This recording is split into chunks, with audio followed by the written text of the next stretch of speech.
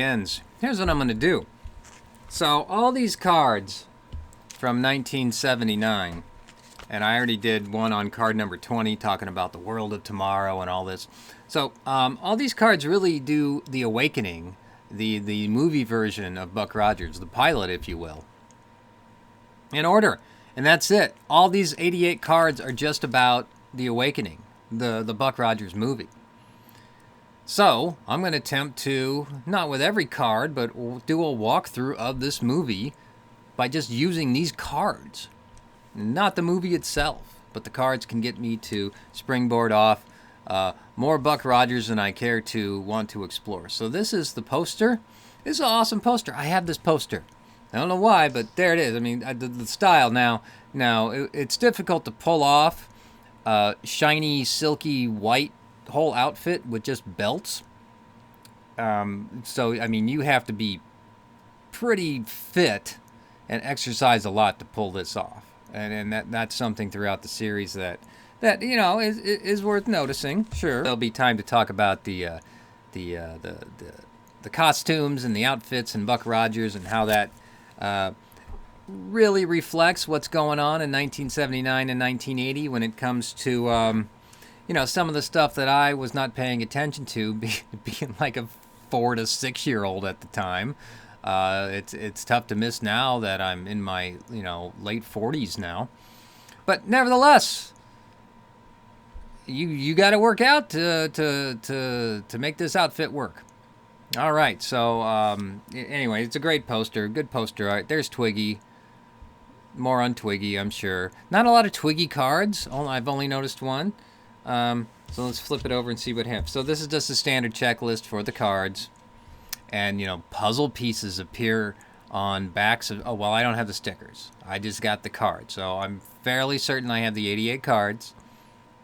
Does that mean 88 episodes? I don't know if I could even deal with that. But if I'm going to put some cards together that makes sense, that put them all in one piece. But that's this is my introduction to the Buck Rogers Geek Out. It's an addendum to the World of Tomorrow video I just did, where we talk about the Renaissance Center and all. But there it is. A little bit of background again. You had Battlestar Galactica, Glenn Larson. Some would argue that Galactica, because it was so expensive to make, was dead on arrival. So they did the movie version, and then why Galactica didn't quite work, because it was only supposed to be a couple movies, but then ABC greenlit it for a series, and everyone had to scramble and find old Western scripts to try to work into Galactica episodes, which is funny because we're going to see that in season 2 of Buck Rogers, where it essentially becomes a space Western. Not even, there's no wagon train here. It's just reusing Western scripts. In fact, they redo a Gunsmoke episode, and a couple of them. That's what you see in season 2. Season 1, more of the Flash Gordon style space adventure. Only it's Buck Rogers, and one could argue, if you look at the serials from the 30s, all starring Buster Crabbe, Flash Gordon and Buck Rogers is the same thing. How much they're in the public consciousness now, in the year that I do this, is debatable. And again, that's the argument I made toward the end of my last video, where with Buck Rogers in particular, I don't know what the ownership issue is. I know what it has been, where you had like a family trust own the character, and they would license it out, but I don't know if the copyright has expired on that. But then again, I don't know that any copyrights expire any longer, thanks to, Superman and Mickey Mouse, characters that are getting past their 75 years. So laws have changed in the U.S. on that. So that's debatable. The last YouTube clip I just watched, somebody was talking about this, where the family and like Legendary Films decided to come to some agreement, and so Buck Rogers is just always constantly in development. And that's the bad news. We really haven't seen a Buck Rogers since 1980. I don't know if the series went into 81. I feel like it might have. It's certainly lived in comic book form in various interpretations. For a while, it was a role-playing game. TSR did 2 versions of it. One was set in more futuristic, and the other one harkened back to the 1920s style. The nice thing about the TSR versions is they had a boatload of novels come out of those. But the bad thing about those novels, and they're worth their own show, honestly, is that Buck Rogers isn't in the novels. There's no Buck Rogers in these Buck Rogers novels. Now, Buck Rogers is discovered, and they talk about him, but Buck's not in any of these, and there are like 6 of these novels, but there's no Buck Rogers. So I don't know what's going on with that. I read them all. I mean, they're not bad reads, but I was reading them awaiting for Buck Rogers to show up, and he's never there. So as a sci-fi series, if you're reading the TSR novels from late 80s, early 90s maybe, I recall they had a lot of stuff with artificial intelligence and computers and evil computers and working on like a Matrix style or an interweb in space and all this fun stuff. But there's no Buck Rogers in the Buck Rogers novels. More on that later. And I mentioned that during the series there were 3 novels written, just like Galactica novels at the time. And then some various comic books, I think, that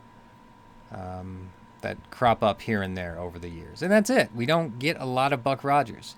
And that's a double-edged sword. Part of it, I kind of like that there's not a lot of it because you get to enjoy what's there. But at the same time, what's there isn't great.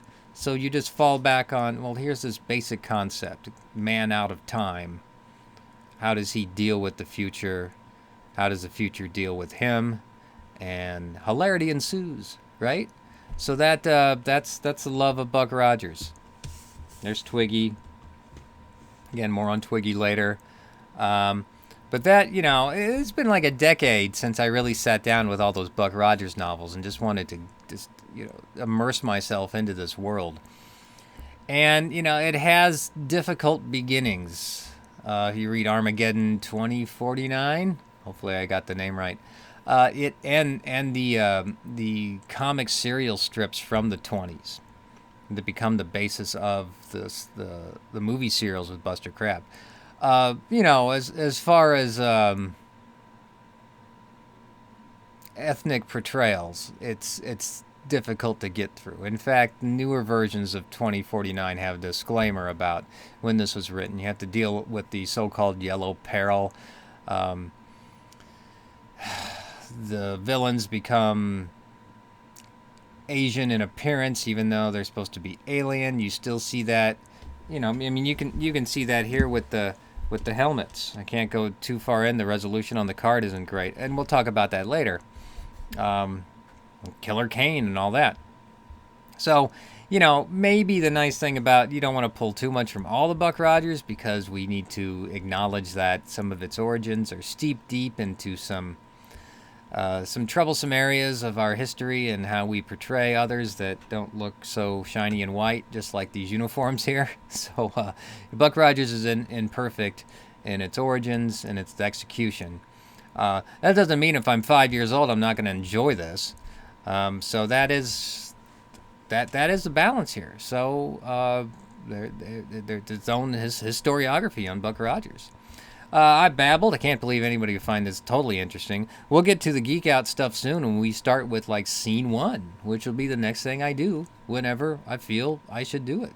So to be continued on the Buck Rogers.